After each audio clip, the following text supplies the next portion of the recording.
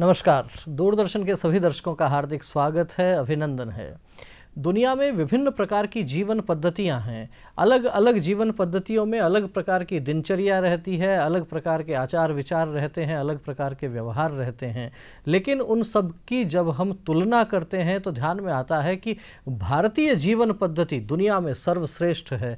भारतीय जीवन पद्धति के जो विभिन्न अंग हैं उनके आधार पर निश्चित रूप से ये कहा जा सकता है कि भारत में जो जीवन रहता है वो सुख और शांति वाला जीवन रहता है। अनेक बार ऐसा भी कहा जाता है कि बाहर विदेशों में रहने वाले लोग चाहे आर्थिक रूप से कितने भी संपन्न हो जाएं, लेकिन जब उनको कहीं ना कहीं आत्मिक शांति, मानसिक शांति की आवश्यकता होती है तो वे भारत भूमि की ओर आते हैं। भारत भूमि में जो जीवन पद्धति है उसकी अनेक विशिष्टताएं हैं और उन्हीं विशिष्टताओं में हम ये कह सकते हैं कि उन विशिष्टताओं की मुकुटमणि यदि किसे कहा जाए तो वो कहा जा सकता है योग को। योग को लेकर भी अनेक प्रकार के विचार हमारे महापुरुषों ने भी कहे हैं और हमारे अनेक ग्रंथों में भी, अनेक धार्मिक आख्यानों में भी योग का वर्णन किया गया है। जिस प्रकार से भारतीय जीवन पद्धति में अनेक प्रकार के दर्शन यहाँ दिए गए हैं, उन्हीं में से योग का भी एक बड़ा महत्व है। भारतीय जीवन पद्धति का एक अभिन्न अंग योग को कहा गया है। योग से जीवन बने निरोग, इस विषय पर चर्चा करने के लिए आज हमारे स्टूडियो में पधारे हैं डॉक्टर एकलव्य जी बोहरा। एकलव्य जी, आपका बहुत बहुत स्वागत है। Doctor Eklavya ji Bohra Indian institute of yoga and naturopathy के निदेशक हैं और साथ ही आप yoga naturopathy doctor Sarvepalli Radhakrishnan Rajasthan Ayurved university Jodhpur के डीन हैं। साथ ही लंबे समय से योग और नेचुरोपैथी से जुड़े हुए विषयों पर आप समाज जागरण का भी काम करते हैं, सामाजिक कार्यक्रमों में भी आपकी महती भूमिका रहती है। सबसे पहले एकलव्य जी, आपसे चर्चा ये करना चाहेंगे कि जिस तरीके से योग को भारतीय जीवन पद्धति का एक अभिन्न घटक कहा जाता है, स्वास्थ्य को लेकर किस प्रकार से हम योग को और स्वास्थ्य को जोड़ के देख सकते हैं, क्या कहना चाहेंगे? देखिए, अच्छे स्वास्थ्य के लिए योग बहुत आवश्यक है। जैसे कि योग का अर्थ भी है मन, आत्मा, शरीर, इन तीनों को जोड़ना ही योग कहलाता है जी। तो अच्छे स्वास्थ्य के लिए सिर्फ हम फिजिकली फिट हों वो अच्छा स्वास्थ्य नहीं होता, मेंटली और स्पिरिचुअली भी हमें फिट होना बहुत जरूरी है। और योग एक ऐसी चीज है जो व्यक्ति का मानसिक, शारीरिक और आध्यात्मिक इन तीनों को बैलेंस करने का काम योग करता है।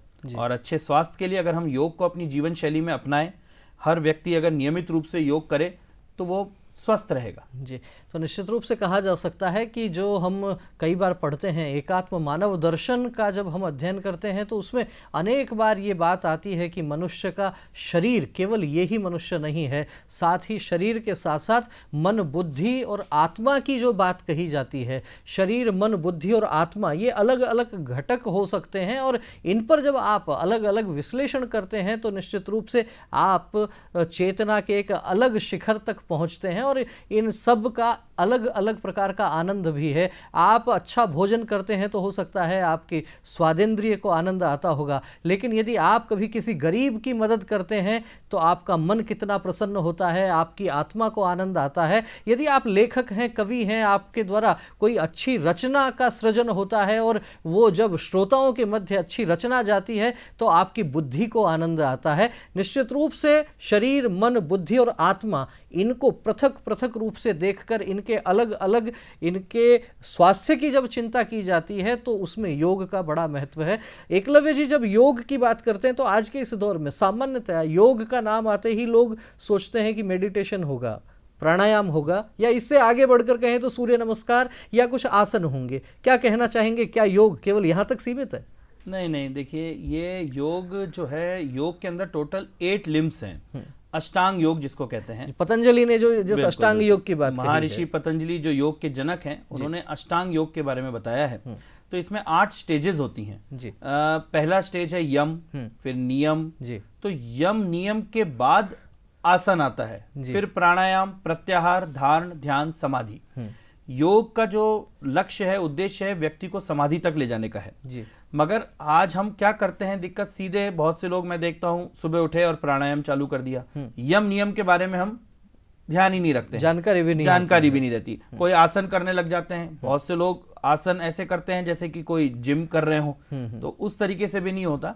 तो योग की जानकारी रखना बहुत जरूरी है। इसको स्टेज बाय स्टेज करना है, धीरे धीरे योग किया जाता है। एक ही दिन में कोई परफेक्ट हो जाए योग में, वो संभव नहीं है। बरसों की तपस्या इसमें लगती है जी। और नियमित रूप से इसको हम पूरा अपनाएंगे, अष्टांग योगों को अगर हम अपने अंदर डालेंगे तो व्यक्ति हमेशा स्वस्थ रहेगा। आपने जिस तरीके से कहा कि व्यक्ति प्रारंभ में ही आसन या प्राणायाम ये प्रारंभ कर देते हैं, जबकि अष्टांग योग में इसके पहले यम और नियम ये दो प्रमुख विषय भी हैं। हम चाहेंगे दर्शकों तक इनकी भी जानकारी पहुंचे, वास्तव में क्या विषय है। देखिए, यम नियम एक प्रिंसिपल हैं जो हमें अपनी लाइफ में उतारने हैं जी। जैसे कि शौच, संतोष, तप, स्वाध्याय, ईश्वर, प्राणिधान, ये इसके 5 भाग होते हैं जी। तो इसमें ये रहता है कि जब भी आप सुबह उठ रहे हैं, सुबह जल्दी उठें, सूर्य उदय से पहले उठें, शौच करें। आप शौच के साथ नियमित रूप से सुबह एक तो पानी पिएं उठ के, जो हमारी डेली रूटीन है उसको हमें व्यवस्थित करना जरूरी है। उसके बाद हमें आसन के ऊपर जाना है। सेल्फ हाइजीन का ध्यान रखना बहुत जरूरी है। ये नहीं कि सुबह सीधे उठे, उठते ही हमने योगा चालू कर दिया, या रात में हमने भोजन ही इतना भारी लिया था और बहुत लेट लिया और सुबह उठते ही हम योगा करने लग गए। तो हमारे आहार विहार इन सब का हमें बहुत ध्यान रखना चाहिए। आहार विहार सब संतुलित रहना चाहिए, तभी वो जो योग का जो अर्थ है, योग का जो महत्व है, वो हमारे शरीर को पूरा मिल पाएगा। जी। तो निश्चित रूप से ये कहा जा सकता है कि आप आसन प्राणायाम के लिए जो तैयार होते हैं उसके पहले शरीर की शुद्धि बहुत आवश्यक है। और शरीर की शुद्धि से भी पहले जिस प्रकार से बात आ रही है यम और नियम की, तो उसमें 2-3 बहुत महत्वपूर्ण विषय हैं। उसमें एक विषय आता है अपरिग्रह का, एक विषय आता है अस्तेय का, एक विषय आता है अहिंसा का। आपका मन जो है वो भी उसी प्रकार का होना चाहिए। आप सदैव सत्य बोलें, ये भी बहुत आवश्यक है, क्योंकि योग और प्राणायाम का जो विषय है, योग का जो विषय है खासतौर पर, वो केवल तन की शुद्धि की बात नहीं करता। योग का विषय आपकी मन की शुद्धि की भी बात करता है। आपका मन निर्मल होना चाहिए, और रामचरितमानस में कहा भी गया है, निर्मल मन जन सो मोहि पावा, मोहि कपट छल छिद्र न भावा। भगवान स्वयं ये बात करते हैं कि जो निर्मल मन के लोग होते हैं, जो सत्यवादी होते हैं, जिनके मन में किसी भी व्यक्ति के धन को प्राप्त करने का कोई भाव नहीं रहता, परद्रव्येषु लोष्ठवत जो मानते हैं, मातृवत परदारेषु परद्रव्येषु लोष्ठवत, इस भाव को जो जीते हैं, उसके बाद आप यदि समाधि तक आपको जाना है तो उसके पश्चात आसन प्राणायाम ध्यान धारणा ये सारे विषय आते हैं। तो इसलिए पहले मन को निर्मल बनाना आवश्यक है, तन की स्वच्छता वो आवश्यक है, और उसके बाद आप प्राणायाम और आसन इन विषयों पर आ सकते हैं। एकलव्य जी, चर्चा ये भी करना चाहेंगे, जिस तरीके से आपने अभी कहा कि बहुत से लोग आसन या प्राणायाम इस प्रकार से करने लगते हैं जैसे कि किसी जिम में जाकर जैसे वर्कआउट करते हैं, एक्सरसाइज करते हैं, हैवी एक्सरसाइज करते हैं। क्या सावधानियां रखी जानी आवश्यक हैं? क्योंकि सामान्यतः लोग टेलीविजन पर देखकर, किताबों में पढ़कर जो है वो आसन करना प्रारंभ कर देते हैं। क्या कहना चाहेंगे? बेसिक जो बातें हैं कि हाँ, ये कुछ 3-4 सावधानियां ये बहुत आवश्यक हैं। देखिए, सबसे ज़्यादा सावधानी जो हमें रखनी चाहिए वो ये है कि कोई भी हम आसन करें तो वो ध्यान रखें, आसन ऐसा होता है कि वो आपके शरीर पे पसीना नहीं लाएगा, ना ही थकाव लाएगा, ना ही किसी तरीके का तनाव लाएगा। आसन की फाइनल पोजीशन में आपको पहले दिन ही आप नहीं पहुंच पाएंगे। धीरे धीरे जब बॉडी फ्लेक्सिबल होगी तब आप उसकी फाइनल पोजीशन पे पहुंचेंगे। बहुत से लोगों को हमने देखा है कि जब वो आसन करते हैं तो वो पहले दिन ही बिल्कुल उसको परफेक्ट करने के लिए जबरदस्ती अपने शरीर को मोड़ रहे हैं, जबरदस्ती झुक रहे हैं, झुका जा नहीं रहा है क्योंकि बॉडी की फ्लेक्सिबिलिटी उतनी नहीं है, मगर जबरदस्ती झुक रहे हैं जी। दूसरी एक सावधानी जो हमें विशेष ध्यान रखनी चाहिए आसन करते वक्त, श्वास का बहुत बड़ा रोल है हर आसन को करने में। जैसे कि कोई भी आप आसन कर रहे हैं तो हाथ उठाते वक्त श्वास लेनी है, या हाथ छोड़ते वक्त श्वास छोड़नी है, या दाएं तरफ मुड़ते हुए श्वास लेनी है, या बाएं तरफ मुड़ते हुए श्वास छोड़ना है। तो इस श्वास का ज्ञान होना बहुत जरूरी है, क्योंकि कोई भी अगर हम आसन कर रहे हैं तो अगर हम श्वास के साथ उसके स्टेप्स को नहीं फॉलो करेंगे तो उस आसन का कोई महत्व नहीं रह पाएगा जी। तो श्वास का पूरा ज्ञान रखते हुए हमें आसन करना चाहिए। और सबसे अच्छी चीज तो यह है कि जैसे कि आपने बिल्कुल सही बात बताई कि बहुत से लोग किताबों में देखा, टीवी पे देखा और चालू हो गए आसन करना। आप कभी कोशिश करें, आपके आसपास कहीं, आजकल तो हर जगह योग के केंद्र खुले हुए हैं, तो शुरू में हमें कोई 1 महीना 2 महीना किसी केंद्र में जाकर उसके बारे में ज्ञान लेकर फिर योग अभ्यास करना चाहिए। तो निश्चित रूप से योग, आसन, प्राणायाम करते समय भी सावधानी पूरी आवश्यक है। ठीक से अध्ययन कर लीजिए, कोई विशेषज्ञ हो तो उनसे आप सलाह ले सकते हैं, और जितना आपका शरीर आराम से कर सकता है उतना ही आपको आसन करना चाहिए। बहुत अधिक जोर जबरदस्ती उसके साथ नहीं करनी चाहिए, क्योंकि हर एक व्यक्ति का शरीर अलग प्रकार का होता है, हर एक व्यक्ति के शरीर का लचीलापन जो है वो अलग प्रकार का होता है, और अभ्यास करते करते धीरे धीरे स्थितियां, आसन आप ठीक प्रकार से कर सकते हैं। करत करत अभ्यास के जड़मत होत सुजान, रसरी आवत जात है शिल पर पड़त निशान। धीरे धीरे आप सारी चीज़ों में तज्ञ हो सकते हैं, लेकिन निरंतर अभ्यास ये बहुत आवश्यक है। योग को लेकर एकलव्य जी इस तरीके से केवल भारत नहीं अपितु पूरे विश्व भर में एक प्रकार की नई जागृति आई है। अंतर्राष्ट्रीय योग दिवस जो हम कह सकते हैं निश्चित रूप से कि भारत की देन है। क्या उद्देश्य आपको नजर आता है कि अंतर्राष्ट्रीय स्तर पर योग दिवस मनाया जाने लगा है पिछले कुछ वर्षों से? क्या कुछ इसके पीछे आपको भाव नजर आता है? देखिए, अंतर्राष्ट्रीय योग दिवस जो मनाया जाने लग गया है, इसका पूरा क्रेडिट हमारे देश के प्रधानमंत्री जी पर जाता है। आज उन्हीं की वजह से योग जो है, जो हमारे देश का जो देश की इतनी बड़ी जो हमारी संपत्ति है, योग जो एक है, उसको उन्होंने पूरे विश्व में फैलाने का कार्य किया है जी। देखिए, योग आज की हकीकत है कि योग की ज़रूरत बहुत है विश्व के सभी व्यक्तियों को।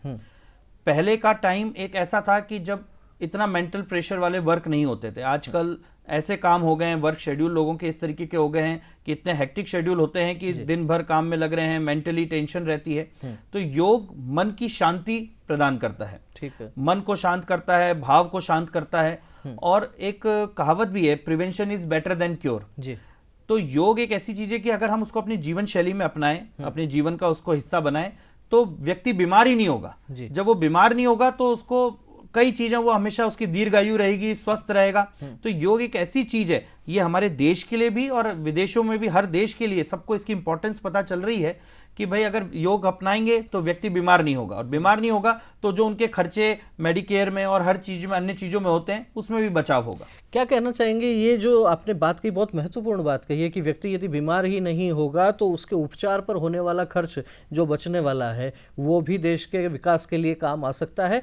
कहीं ना कहीं ऐसा नज़र आता है कि केंद्र सरकार की जो योजनाएं आती हैं वे भारत की जो मूल परंपरा है, भारत की जो जीवन पद्धति है, उसको बढ़ावा देने वाली योजनाएं लगती हैं। योग को जिस प्रकार से बढ़ाया गया है, दूसरी तरफ बहुत सारी योजनाएं केंद्र सरकार इस प्रकार की लेकर आती है कि जिनसे देश का आर्थिक विकास होता है।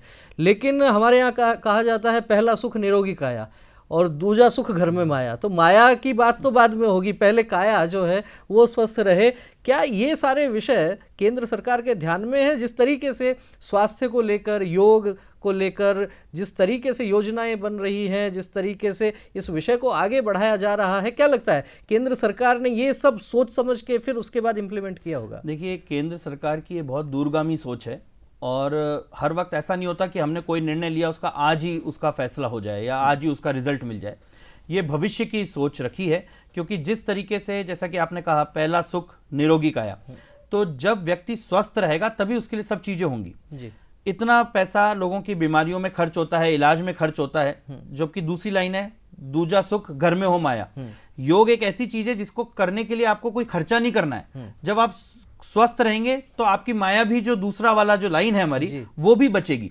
और ये हमारे प्रधानमंत्री जी की बहुत आगे की सोच है कि जिस तरीके से देश में या पूरे विश्व में जो जनसंख्या की आबादी बढ़ रही है, जनसंख्या बढ़ रही है, इतनी बीमारियां भी फैल रही हैं, हर तरीके की चीजें हो रही हैं, तो अगर व्यक्ति योग करता रहेगा तो वो स्वस्थ रहेगा। नहीं तो कभी वो बीमार है तो वो अपनी देश को प्रगति में भी या खुद की प्रगति में भी वो सहयोग नहीं कर पाएगा, क्योंकि उसका आधे से ज्यादा टाइम तो बीमारी से लड़ने में, बीमारी से ठीक होने में लगा रहेगा। और जब वो स्वस्थ रहेगा तो अच्छी तरीके से खुद भी प्रगति करेगा, और जब व्यक्ति की खुद प्रगति होगी तो हमारा देश भी प्रगति करेगा। पिछले कुछ वर्षों में जिस तरीके से पूरे विश्व ने कोरोना की त्रासदी देखी है, उस दौर में बड़े बड़े जो अपने आप को महाशक्ति होने का दंभ भरती हैं ऐसे देश, वो भी घुटनों पर आ गए। लेकिन क्या लगता है, भारत ने न केवल कोरोना का डटकर मुकाबला किया, अपितु पूरे विश्व को भी एक संबल प्रदान करने का काम किया। क्या कहना चाहेंगे भारत में चूंकि बहुत लोग योग से जुड़े हुए हैं, दिनचर्या में तुलसी, एलोवेरा, ये इस प्रकार के जो विषय हैं ये जुड़े हुए हैं, क्या इनके कारण एक बड़ी रक्षा हो पाई भारत की कोरोना में? बिल्कुल हुई है। देखिए, ये जो हमारे भारत की जो चिकित्सा पद्धति, उसके अलावा जो हमारे पुराने दादी माँ के घरेलू नुस्खे या जो हमारी जीवन शैली रही है, हम लोग प्रकृति के नजदीक ज्यादा रहते हैं। इसी कारण हमारे भारतीय लोगों की इम्यूनिटी मजबूत रही है। और अगर ये योग की चीज, जैसे योग तो हमारे यहीं का देश की है देन, अगर हमारे जिस तरीके से आज लोगों में योग के प्रति क्रेज बढ़ा है, ज्यादा उनमें जागरूकता आई है, अगर यही जागरूकता 20 साल पहले आती तो हम कोरोना में और अच्छी तरह उसका मुकाबला कर पाते, हमारी इम्यूनिटी और मजबूत रहती। तो इसका बहुत बड़ा ये रहा है। और ये आपने जैसे भी मैंने बताया था कि प्रधानमंत्री जी की दूरगामी की सोच है, अगर यही चीज हम 20 साल पहले चालू कर चुके होते तो कोरोना में हमारा जो भी जितनों का भी लॉस हुआ है या जिनकी भी घर परिवार में दिक्कत आई है कोरोना से, वो सब नहीं आती। अपन ने जिस तरीके से कार्यक्रम में हमने बात की योग के अलग अलग विषयों को लेकर, यम नियम की हमने बात की, आसन प्राणायाम की हम बात कर रहे हैं, ध्यान धारणा समाधि तक हम बात करते हैं। एक बार देखने से ये ध्यान आता है कि प्रारंभ के कुछ विषय वैचारिक विषय हैं। यम नियम की जब बात करते हैं, आसन प्राणायाम की बात करते हैं तो लगता है कि शारीरिक विषय है, और ध्यान धारणा समाधि की जब बात करते हैं तो लगता है आध्यात्मिक विषय है। योग को इस प्रकार से अलग अलग प्रकार से यदि बांटते हैं तो क्या कहा जा सकता है? क्या आध्यात्मिक विषय है, शारीरिक विषय है या वैचारिक विषय है? देखिए, जैसे कि मैंने पहले कहा, योग का अर्थ है जोड़ना।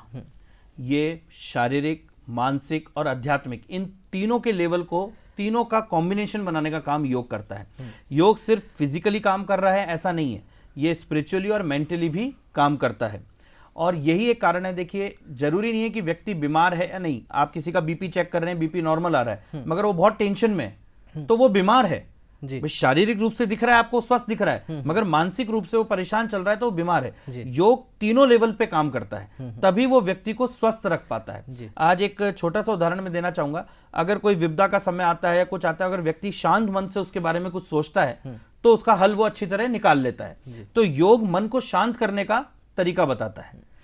तो योग मन को शांत रखने का तरीका बताता है। और जो लोग ये सोचते हैं कि योग केवल 50 वर्ष की आयु के बाद वाले लोगों के लिए है तो वे गलत सोचते हैं। आज की इस भाग दौड़ भरी जिंदगी में युवाओं के लिए भी योग का उतना ही महत्व है। और मैं कहना चाहूँगा कि युवाओं के साथ साथ विद्यार्थियों के लिए योग का बहुत अधिक महत्व है। जिस तरीके से आज अधिक अंक लाने की जो प्रतिस्पर्धा है, वो प्रतिस्पर्धा भी ठीक नहीं है, लेकिन फिर भी उस प्रतिस्पर्धा के दौर में भी उन विद्यार्थियों के लिए योग करना नितांत आवश्यक है। वे योग करेंगे तो उनका चित्त वो स्थिर रहेगा, उनका मन प्रसन्न रहेगा, वे अवसाद से दूर रहेंगे, स्ट्रेस और डिप्रेशन से दूर रहेंगे। इसलिए योग के लिए निश्चित रूप से हम कह सकते हैं कि विद्यार्थियों के लिए भी आवश्यक है, युवाओं के लिए भी आवश्यक है, और बड़ी आयु के लोगों के लिए तो निश्चित रूप से हम कह सकते हैं कि योग एक वरदान से कम नहीं है। एकलव्य जी, जब हम बात योग की करते हैं, अलग अलग विषय हमने देखे, आध्यात्मिक विषय देख लिया, वैचारिक विषय है, शारीरिक विषय है, लेकिन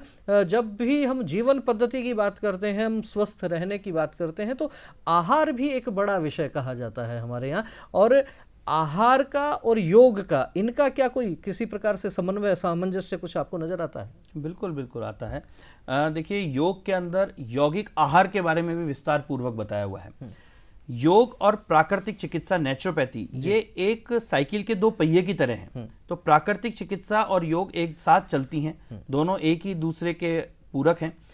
योग में आहार इसलिए भी बताया जाता है, जैसे कि अभी हमने चर्चा में हमने कुछ मन में आई थी कि जैसे रात में किसी ने कुछ खाना खाया, बहुत देर से खाया, गरिष्ठ भोजन किया, और सुबह उठ के वो प्राणायाम करने लग जाए, तो वो चीज उसको मेंटली रिलैक्सेशन या वो नहीं दे पाएगी। तो योग के अंदर सात्विक आहार का बहुत ही उल्लेख किया गया है, क्योंकि जैसे कि एक कहावत भी है, जैसा अन्न वैसा मन। तो योग बहुत इंपॉर्टेंस देती है डाइट के ऊपर। हमारी जो जवान होती है, जो उसकी स्वादेंद्रियां होती हैं, वो 4 से 5 इंच की होती हैं। हमारा शरीर 5 से 6 फुट का होता है। हम उस 4-5 इंच के स्वाद के पीछे अपने 5-6 फुट के शरीर को बिगाड़ने का काम करते हैं। हमेशा ये ध्यान रखना चाहिए, भोजन जो शरीर को आवश्यकता है उस अनुरूप लेना चाहिए। उसके अंदर प्रॉपर प्रोटीन, फैट, विटामिन ये सब होने चाहिए, ना कि स्वाद के पीछे जाना चाहिए। हम स्वाद के पीछे जितना जाएंगे हम शरीर को बिगाड़ते जाएंगे। जी, नेचुरोपैथी का जो विषय है वो भी योग से जुड़ा हुआ विषय है। बिल्कुल बिल्कुल। देखिए, प्राकृतिक योग चिकित्सा एक जो हमारा मेडिकल सिस्टम है, आयुष, ए से आयुर्वेद आता है, वाई से योगा एंड नेचुरोपैथी है, यू से यूनानी, एच से सिद्धा, एच से होम्योपैथी है। तो एक पूरी मेडिकल पढ़ाई होती है, 5.5 साल के डिग्री कोर्सेज होते हैं। कई सरकारी यूनिवर्सिटीज और डीम्ड यूनिवर्सिटीज वो कोर्स कराती हैं, मेडिकल कोर्स होते हैं।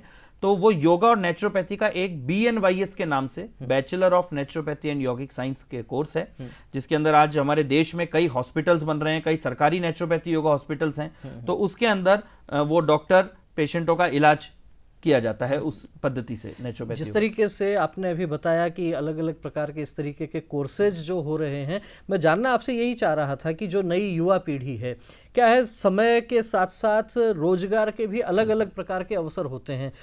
खासतौर पर कोरोना का जो संकट था उसके बाद में हमने देखा कि देश भर में वेलनेस सेंटर्स की एक तरीके से बाढ़ आ गई है, बड़ी संख्या में वेलनेस सेंटर खुल रहे हैं।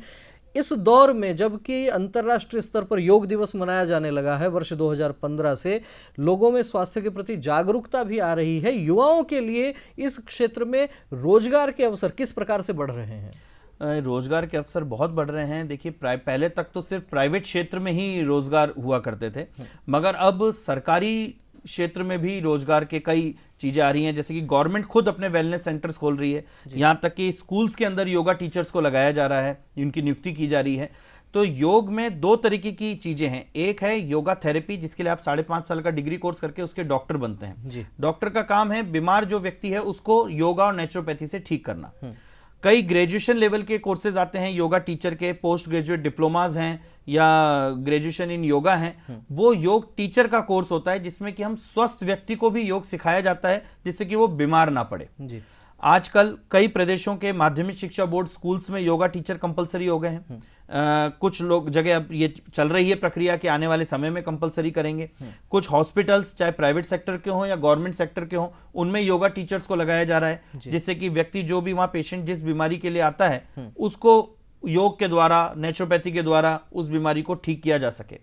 और एक इसमें ये जो गवर्नमेंट का जो बढ़ावा देने का जो मानस भी है योग का, उसके पीछे मंशा ये है कि जो व्यक्ति घर में अब से योग करना चालू करेगा तो जो आने वाली पीढ़ी है, जब बच्चा बचपन से ही देखेगा अपने पेरेंट्स को, घर में माता पिता को, दादा दादी को योग करते हुए, तो वो शुरुआत से उस चीज को अपने अंदर शामिल करेगा। तो ये दूरगामी सोच है कि वो शामिल करेगा, तब उनकी जो पीढ़ी रहेगी वो इतनी बीमार नहीं होगी अगर वो बचपन से ही योग को अपने शरीर में, अपने अंदर, अपने जीवन शैली में शामिल करेंगे। तो निश्चित रूप से ये कहा जा सकता है कि योग और आयुर्वेद ये जो विषय हैं, ये भारतीय जो विषय हैं, इनका एक बड़ा उद्देश्य ये रहा है कि व्यक्ति बीमार ही नहीं पड़े। हमारे यहाँ जिस तरीके से आशीर्वाद भी जो बड़े बुजुर्ग दिया करते हैं, वे 100 बसंत देखने की बात करते हैं और वो 100 बसंत भी बहुत आराम से देखे, व्यक्ति स्वस्थ रहकर देखे, इस प्रकार का भाव हमारे यहाँ रहता है। और वो भाव निश्चित रूप से फलीभूत भी होता है, लेकिन उसको फलीभूत बनाने के लिए आपको एक स्वस्थ दिनचर्या का पालन करना होता है। चलते चलते हम ये चाहेंगे एकलव्य जी कि हमारे दर्शकों को योग के संदर्भ में आप किस प्रकार से क्या संदेश देना चाहेंगे कि दर्शकों का भी स्वास्थ्य बेहतर रहे, देश का स्वास्थ्य भी बेहतर रहे? सबसे पहले मैं कहना चाहूँगा सभी दर्शकों को कि योगा जो दिवस है, योग दिवस, योग डे, ये इसलिए मनाया जा रहा है कि आप लोग सब जागरूक रहें योग के लिए। मैंने कई लोगों को देखा है कि वो सिर्फ साल में एक दिन, योगा डे के दिन, योग दिवस के दिन योग करते हैं, जबकि इसका उद्देश्य यह है कि जनमानस पूरे 12 महीने योग करे और योग की दिनचर्या को अपने अंदर शामिल करे। हमेशा आप ध्यान रखें कि जितना आपको समय मिल रहा है, जरूरी नहीं 1 घंटा 2 घंटे का समय हो, आप आधा घंटा 15 मिनट जब भी योग करें तो पूरे मन से उसको योग पर अपना समय व्यतीत करें। श्वास का ध्यान रखें, श्वास की आगमन से आना लेना कब लेना है उस हिसाब से आसन करें। जरूरी नहीं है कि आप पूरा 1 घंटा ही आसन करें, आपके पास समय कम है तो आधा घंटा करें, मगर नियमित रूप से करें। ऐसा नहीं कि आज किया और 7 दिन बाद फिर कर रहे हैं। तो योग डे मनाने का भी सबसे महत्वपूर्ण चीज ये है कि आप इसको अपनी दिनचर्या में शामिल करें और नियमित रूप से इसका अभ्यास करें। एक दिन या 2 दिन में आपको रिजल्ट नहीं मिलेगा, लंबे समय में इसका रिजल्ट मिलेगा। मैं यही जानकारी चाह रहा था कि खासतौर पर योग दिवस के आसपास तो बहुत जागरूकता लोगों में आ जाती है, उस समय बड़े स्तर पे कार्यक्रम भी किए जाते हैं, लेकिन ऐसे क्या कुछ जागरण के प्रयास हो सकते हैं जिसके माध्यम से योग जो है वो एक दिन का विषय नहीं रहे, वर्ष भर चलता रहे? इसके लिए क्या कहना चाहेंगे? ये इसके लिए बिल्कुल ही, अब जैसे कुछ आप देखेंगे हर जगह पार्कों में आजकल योग होता है, और अब ये योग जब स्कूल की पाठ्यक्रम में शामिल करने की सरकार की मंशा है और कई जगह शामिल कर भी चुके हैं, तो बच्चों को नियमित रूप से, जैसे स्कूल में हम असेंबली होती है, प्रार्थना सभा होती है, उसी तरीके से रोज योग कराया जाएगा, तो जिससे कि उनकी जीवन शैली में ये शामिल होगा। एकलव्य जी, आप हमारे स्टूडियो में आए, आपने तमाम प्रश्नों का बहुत सहजता से, सरलता से आपने समाधान किया, नई नई जानकारियां दी, आपको बहुत बहुत धन्यवाद। और निश्चित रूप से हम कह सकते हैं कि हमारे यहाँ जिस तरीके से योग कर्म सुकौशलम ये बात कही जाती है, और केवल यही नहीं, इस प्रकार की अनेक उक्तियां हमारे यहाँ कही जाती हैं। योग को जिस तरीके से दैनंदिन जीवन का एक अभिन्न अंग बताया जाता है, स्वस्थ दिनचर्या का प्रमुख अंग कहा जाता है, प्रातःकाल जल्दी उठना और समय पर सोना, उचित आहार लेना, अपने मन को निर्मल रखना, अपने विचार वो सात्विक और सकारात्मक रखना, ये सारे विषय योग से जुड़े हुए विषय हैं। और इसमें भी बड़ी महत्वपूर्ण बात यह है कि जिस तरीके से जो विशेषज्ञ आए उन्होंने स्पष्ट भी किया कि 5 हमारी ज्ञानेंद्रियां, 5 हमारी कर्मेंद्रियां और 1 हमारा मन, ये सब जोड़ते हैं तो 11 इंद्रियों को नियंत्रित रखने का, इनके ऊपर सवारी करने का जिसमें सामर्थ्य होता है, वही योगी होता है। भारतीय परंपरा में जब हम देखते हैं तो भगवान शिव को आदि योगी कहा जाता है, और उनके प्रादुर्भाव के साथ ही कह सकते हैं कि योग भी उसी समय से जुड़ा हुआ है, और निरंतर पूरे विश्व में ये योग का महत्व भारत की भूमि से जाता रहा है। भारत को विश्वगुरु इसीलिए कहा गया कि भारत ने केवल स्वयं की चिंता नहीं की, यहां से सर्वे भवन्तु सुखिनः का विचार गया, और ये योग का विषय केवल एक दिन तक सीमित रहने के बजाय योग का विषय 12 महीने 365 दिन ये निरंतर हमारे जीवन में एक अभ्यास का विषय बना रहे। इन्हीं शुभकामनाओं के साथ देंगे इस कार्यक्रम को विराम। बहुत बहुत धन्यवाद। नमस्कार।